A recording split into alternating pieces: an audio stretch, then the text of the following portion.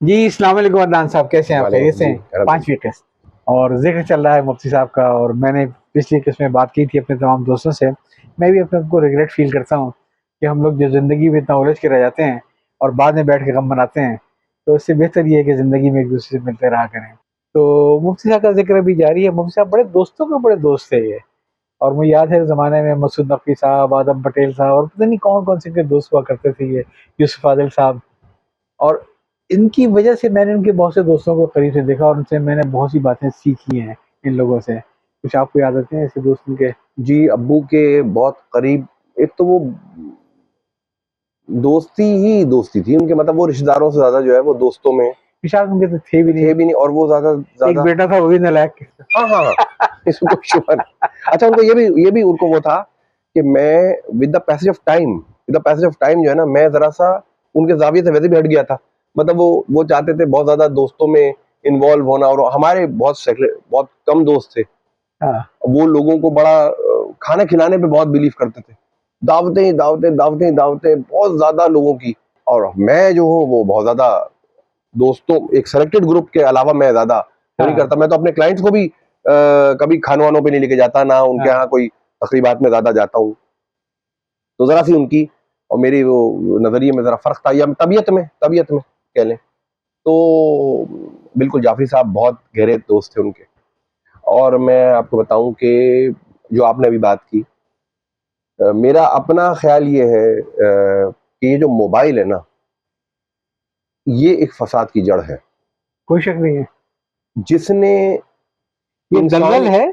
इंसानी रिश्तों, इंसानी ताल्लुकात को बहुत पीछे धकेल दिया है। सही।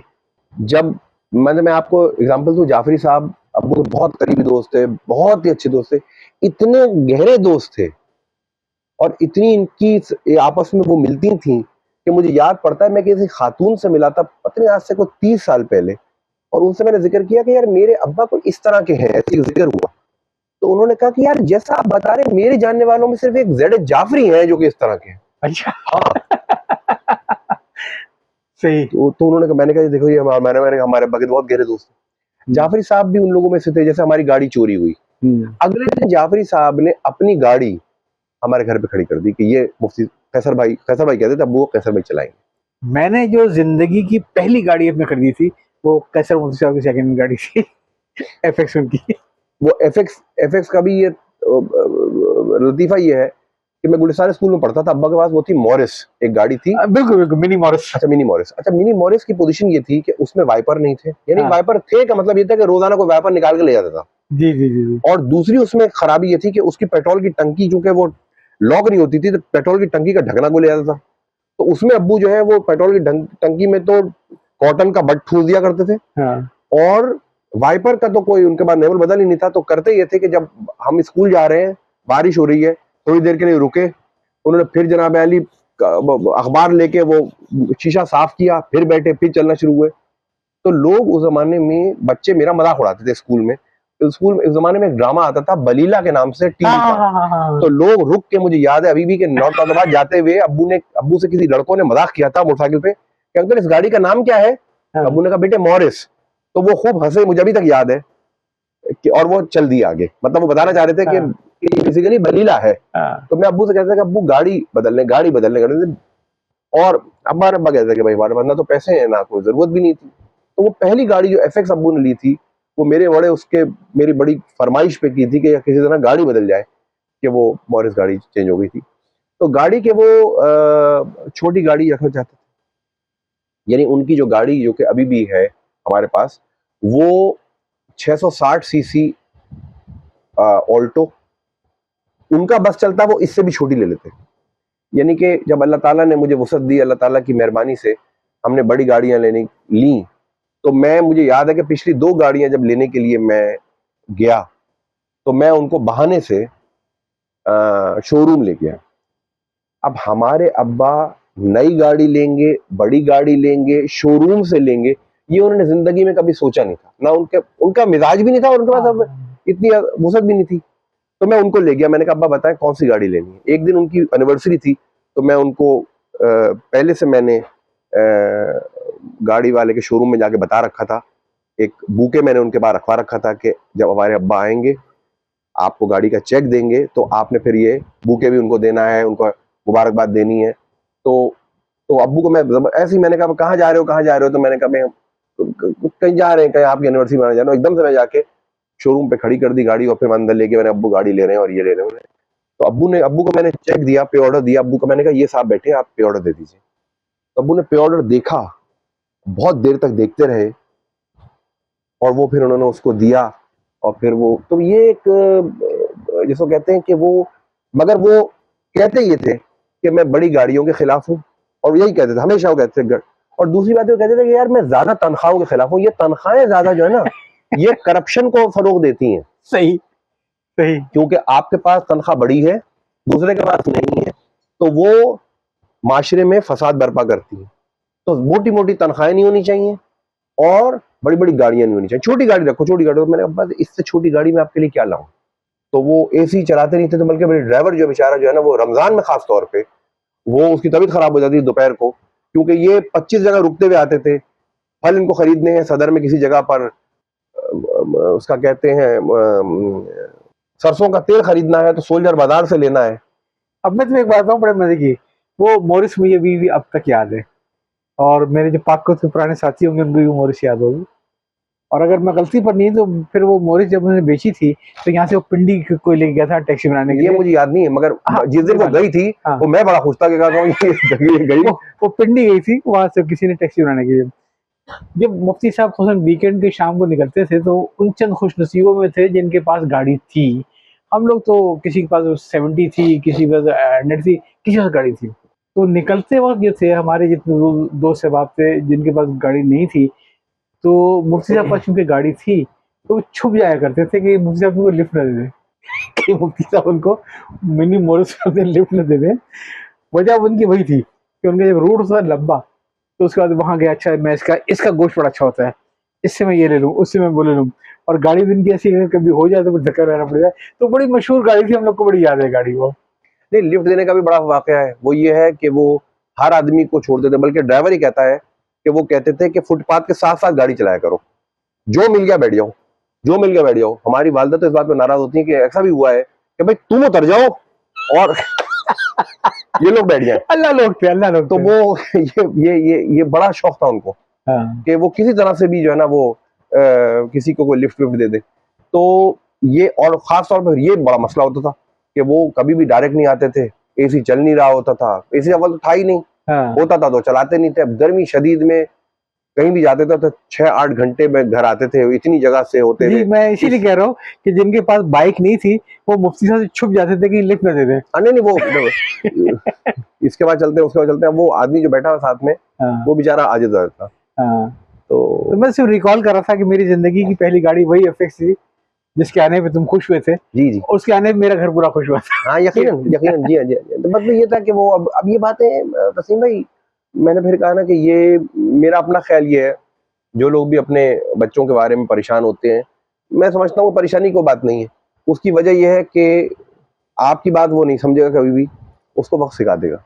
जैसे हमारी समझ में अब वक्त में आ गया कि ये सारी बातें। उस पे एक जुमला मैं सुनाऊं, बड़ा दिलचस्प है, लिखा कि अगर आप अपने बच्चों को नसीहत करो और वो एक कान से सुन के दूसरे कान से उड़ा दें तो परेशान मत हो, नसीहत जाए नहीं जाएगी। जब बड़े होंगे तो वो अपने छोटों की नसीहत क्या करेंगे जो सुनेंगे आपसे। नहीं, वो ये सारी बातें जो थी ना, ये थी, ये जैसे कहते हैं, ये असल में पार्ट ऑफ ट्रेनिंग थी, ये किरदार साजी थी। और ये कि अल्हम्दुलिल्लाह अल्लाह का बड़ा एहसान है कि नेकनामी अल्लाह ताला ने बहुत दी मुझे भी उनके तवस्सुत से बहुत नेकनामी मिली। और एक जायज़ नाजायज़ की एक एक कोशिश जरूर पूरी करते हैं, कितना कामयाब होते हैं कितना नहीं होते, मगर ये कि बहरहाल एक वो होता है, एक कोई चीज़ आएगा नहीं गई। मैं समझता हूँ उनकी कोई भी ये 100% शायद ना हम उस पर अमल दरामद हो, मगर ये कि वो जो उनकी सादगी थी ना घर के अंदर, दफ्तर में वो शादी हुआ करती थी। और ज़ाहिर है हमारी एक ये थी जॉइंट वेंचर कंपनी थी, government of Pakistan government of Kuwait की मिली कंपनी है। तो मुफ्ती साहब के आने के बाद ये हुआ कि जब कोई बोर्ड मीटिंग वगैरह काम हो तो फिर वो रात को देर तक बैठते थे। तो पहली बार ऐसा हुआ कि वो खाना जो होगा फिर ऑफिस तक से होगा। मुझे आज तक याद है कि हमारी पीआईडीसी के करीब जो हमारा था दफ्तर, तो चपरासी के पास एक साइकिल थी और उसको एक बहुत बड़ा सा उन्होंने एक एल्यूमिनियम का कई खानों का ला के दिया था नाश्तेदार। वो बेचारा साइकिल में जाता था और बंस रोड से मुख्तलिफ बच्चे खाने लेके आता, फिर हम लोग बैठ के खाया करते। वो इतनी मतलब साथ लगे थे, वो इसे बिलीव ही नहीं रखते थे इन सब चीज़ों पे। वो कॉर्पोरेट लंचेस पे यकीन नहीं रखते किसी अंदाज से। और उन्होंने जो बताया है, हमें अपने रवैये से बताया है, वो ये कि यार ये सब चीज़ें बेकार है, ये वक्ती है सारी, इसका कोई तस्नीम भाई, ये इसकी भी एक बड़ी दास्तान है। आईसीएमए, जो मैंने वहां बताया कि वो तो आईसीएमए की जेब को अपनी जेब समझते थे। बिल्कुल, मैं समझ सकता हूँ। तो वो जब भी आईसीएमए में मीटिंग होती थी कभी भी, तो खाना हमारे घर से जाता था, फोन आ जाता था अम्मा के पास, कुक कोई था नहीं, 15 लोगों का खाना बना देना, 10 लोगों का बना देना। माश की दाल उनको बहुत पसंद थी। ये चीजें लोगों की सीखने की हैं कि हमें इदारों से लेना नहीं, हमें इदारों को देना है। अच्छा, माश की दाल भी भेज देना, जी जी, चटनी भेज देना, फला भेज देना, मगा भेज देना। अब वो हमारी वालदा पकाती रहती थी कि वो कहते थे, अच्छा उस जमाने में चाइनीज नहीं आने आए थे, वो कहते थे देखो भाई अगर घर से खाना नहीं गया ना, ये कहेंगे लोग चाइनीज मंगा लो, तो भाई आईसीएमए के पैसे जो है ना बच्चों के पैसे हैं ये। और अशरफ भवानी साहब ने उस दिन वहां कहा आईसीएमए के रेफरेंस में कि मुफ्ती साहब से लड़ना बहुत मुश्किल था, वो लड़ जाते थे। वो कहते थे बच्चों की फीसें नहीं बढ़ाने दूंगा मैं, कि तुम्हारे जो खर्चे बढ़ गए हैं इसलिए इसका असर फीसों पे आए, नहीं फीस नहीं बढ़, कहने मुफ्ती साहब फीस नहीं बढ़। और मुझे याद पड़ता जब मैं आईकैप के अंदर रीजनल कमेटी में गया, तो वहां भी मैंने इस बात पे बहुत जोर मचाया कि ये जो 3-3, 4-4 हजार रुपए के आप सेमिनार की फीसें लेते हैं, ये क्यों लेते हैं आप? We are not here to make money, तो पैसे कम करने का। तो वो खाना जाया करता था, खाना इतना जाता था, इतनी दफा जाता था कि जब मैं बड़ा हो गया तो मुझे अब्बा से इस बात पे मेरा फिर इख्तलाफ हुआ कि हमारी अम्मा कोई आईसीएमए की मुलाजमा है कि आप जब कहते हैं खाना। अच्छा, एक तो ये होता था, यानी कि इस हद तक था कि जब ये अब्बू का रेफरेंस हुआ तो वहां आईसीएमए कुछ लोग बैठे थे जो कि उस जमाने में बहुत जूनियर थे, राइडर। तो मैंने कहा ये लोग बैठे हुए, जरा इनसे पूछिए कि खाना हमारे यहाँ आता था, बल्कि इस हद तक आता था कि जब वो एक जमाने में आपको याद होगा एमक्यूएम की जुमे हफ्ते की हड़ताल हुआ करती थी, हाँ, 2 दिन की। उस जमाने में वो राइडर हमारी वालदा को फोन करते थे कि आंटी आईसीएमए खुला है, हम 4 लोग आए हुए हैं, पूरा शहर बंद है, या 4 लोग खाना भिजवा दीजिए। तो वो हमें किसी इदारे ऐसे बनते हैं। तो वहां किसी आदमी ने कहा भी कि भाई आपके अब्बा से ज्यादा तो हमें आपकी अम्मा का शुक्रिया अदा करना चाहिए कि वो, तो इस तरह से खाना हमारे वो उसका जाया करता था। अच्छा, खाने में पसंद क्या था? दाल। हमारे एक दोस्त गए इनके दफ्तर, अच्छा हमारे 24 घंटे, यानी हमारी वालदा कहती है 365 दिन तो दाल खाते थे। गोश्त तो उनको पसंद नहीं था, मछली कभी खा ली तो खा ली, वरना दाल। आदमी तक दावत भी को करता था कि भाई दाल सब्जी इनके लिए, तो भाई दाल सब्जी बनानी पड़ेगी। हमारे एक दोस्त इनके दफ्तर में गए, इन्होंने कहा बेटे बैठो खाना खा के जाना, वो बैठ गए। मैंने इनको मना किया कि देखो पछताओगे तुम मत। नहीं अंकल ने रोका, थोड़ी देर वो कॉर्पोरेट लंच के चक्कर में। नहीं मैं बता रहा हूँ, बिल्कुल बिल्कुल। वो जो है ना, वो तो यानी कि जिमखाना भी किसी को लेके जाते थे तो वो दाल खिलाते थे। तो वो किसी ने कहा भी मुझे कि यार इतना बड़ा ये मेन्यू होता है और ये कहते हैं दाल मंगा लो, वो क्या कहते हैं सब्जी मंगा लो, एक आध कोई कबाब मंगा, इनकी तो कोई वही नहीं। अब मैंने बड़े मजे की किस्सा सुनाऊं, मैंने भी तुम्हारे घर की बहुत दालें खाई हैं। जाहिर है जितना वो माशाल्लाह था सारा के। एक बार मुफ्ती साहब ने गोश्त भी खिलाया। अच्छा, हाँ, और हुआ ये था कि एक हमारे लाहौर में एक बहुत बड़ा प्रोजेक्ट है, शायद तुम जानते भी, तारिक महमूद साहब उसके चीफ एग्जीक्यूटिव हैं, बड़े शरीफ, पाककोट टेक्सटाइल, बहुत शरीफ और बहुत नफीस आदमी, इसमें कोई शक नहीं। बहुत कई साल से मेरा रास्ता नहीं था, तो मुफ्ती साहब से उनकी बड़ी अच्छी दोस्ती थी, ताल्लुकात थे, और यकीनन जब जाते होंगे तो वहाँ पे उनकी तवाज़ो भी करते होंगे। तो जब वो इत्तेफाक कराची आए तो मुफ्ती साहब ने उनको ऑफर की कि भाई आज आपको मैं लंच कराऊंगा, और मैं नहीं बैठा था तो एक आध लोग को उन्होंने लिया, भाई तारिक साहब को ले आते लंच कराने के लिए। हम भी खुश हो गए, चलो आज तो कॉर्पोरेट लंच के मजे हम भी कर लेंगे। ले गए वो बंस रोड के ऊपर निहारी कराने के लिए, कहने पूरा शहर बेकार है, ये जगह जो है ना निहारी के लिए सबसे बेहतरीन है। तो वो निहारी वाला था, उसके साथ में एक और छोटा सा कमरा बना हुआ था, और कुर्सी मेज रखी हुई थी, थोड़ी सी कदर साफ सुथरी जगह थी। तो मैं बता ही रहा था कि जब हम लोग सब बैठे हुए थे और इंतजार कर रहे थे, अभी नहारी नहीं आई थी, तो जो दरमियान में मेज थी वो अचानक 3-4 इंच उठ गई। तो हमने घबरा के अपनी कुर्सियां पीछे कर ली कि क्या हुआ है, कौन सा जल्जला है, कि कुर्सी नहीं ली मिल ली। मेज थोड़ी सी आगे गई और उसके नीचे से एक बकरा निकल के भागा। तो मालूम हुआ कि वो चूंकि जगह खाली पड़ गई तो बकरा आगे नीचे चुप बैठा था। तो मुझे वो तारिक महमूद साहब का जुमला याद दिया था कि मुफ्ती साहब मैंने जिंदगी में बहुत कॉर्पोरेट लंच खाए, बकरे के साथ कभी नहीं। तो वो उनकी अपनी सादगी थी और वो और जिसपे ये यानी कि आईसीएमए के पैसे बचाने के लिए इस हद तक था।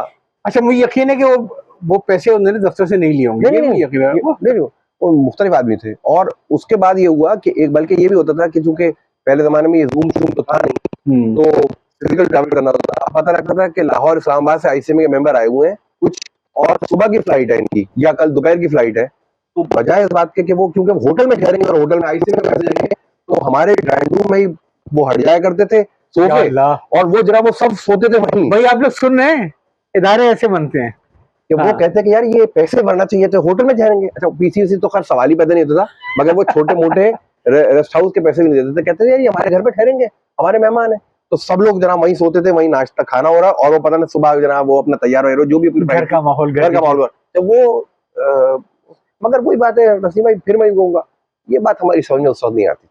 हाँ, ये बात वो इस दौर के आदमी नहीं थे। नहीं, उस दौर के आदमी नहीं थे, हमारी भी उम्र वो नहीं थी। अब समझ में आता है जो उस वक्त उनके ताल्लुकात थे। सिर्फ एक चीज में बताऊं, कॉर्पोरेट सेक्रेटरी आईसीएमए, मैं समझता हूँ कि सिर्फ एक आईसीएमए बना देना, और उसके अलावा भी तो मालूम है कि वो एक और वो फाउंडर थे जो पिफा के एटी कहते थे उसको जी जी जी, अब फिर नाम शायद बदल गया, पिफा, अब पिफा नाम हो गया, Pakistan Institute of Public Finance Accountant जी, उसके वो फाउंडर में से थे। मैं समझता हूँ कि जो आईसीएमए का इदारा उन्होंने खड़ा किया है, और जिस तरीके से खड़ा किया वो आज हमने सुन लिया कैसे खड़ा किया उन्होंने, शायद वही उनकी बख्शिश के लिए काफी था। मैं आपको बताऊं, जब मुझे उन्होंने जिस दिन, मैं आपको वही तर्ज करूं, जिस दिन उन साहब ने कहा कि यार सदका सिर्फ यही नहीं है कि मदरसा बना दे, आप लोगों के रिस्क हलाल के लिए, यानी उस रेफरेंस में एक साहब जो कि बहुत सीनियर पोजीशन पर हैं, उन्होंने ये अपने ख्यालात का इजहार ये किया कि मैं बहुत जूनियर था उस वक्त जब ये आईसीएमए की बिल्डिंग बन रही थी, तो मुफ्ती साहब ने मुझसे कहा, मुझसे भी चंदा मांगा कि आप भी कुछ कंट्रीब्यूट करें। तो मैंने कहा मुफ्ती साहब मेरी इस्तात नहीं है अभी कुछ देने की। तो मुफ्ती साहब ने मुझसे कहा कि आप एक बोरी सीमेंट दे सकते हैं? उन्होंने कहा जी एक बोरी दे सकता हूँ। क्या लगा आप एक बोरी दे दीजिए। उन साहब ने कहा कि इस तरह से एक एक बोरी एक एक टन एक किलो सीमेंट, और इन लोगों की तरले मिनते कर करके उन्होंने जनाब अली वो खड़ा किया। मैं समझता हूँ ये बहुत बहुत बड़ा काम कर गया जी। चलें इसको अभी यहीं रखते हैं, मैं ख्याल अगली किस्त हमारी इंशाल्लाह आखिरी किस्त होगी और उसमें फिर देखते हैं